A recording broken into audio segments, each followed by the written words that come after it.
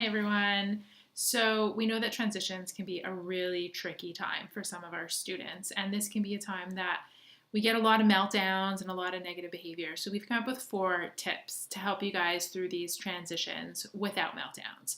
So the first tip is using some sort of countdown, and this doesn't have to be anything fancy. It could be counting backwards from 5. It could be a really simple countdown app on your phone. It could be a time timer, anything like that, but giving them notice of when the transition is happening.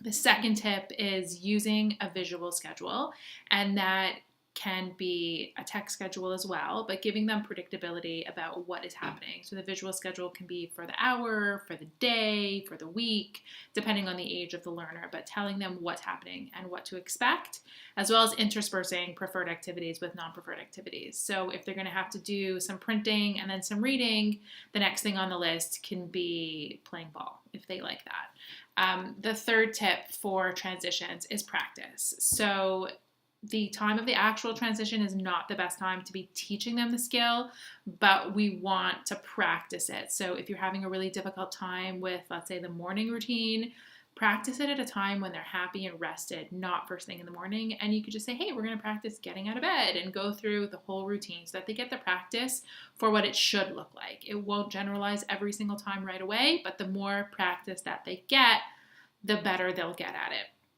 And another thing that we do is that we sometimes even teach children to tolerate transitions in a discrete program during ABA and then offer them reinforcement. So we might have them move from table work to floor work and then say, okay, table work's over, we're going to go to the floor. And if they transition nicely, reinforce. And doing that with small transitions and then building up to bigger and bigger and bigger transitions. And doing that in a program is a really great way to build it up systematically so that they're not taken by surprise with every transition. So those are the 4 tips. Good luck, hopefully, for meltdown-free transitions.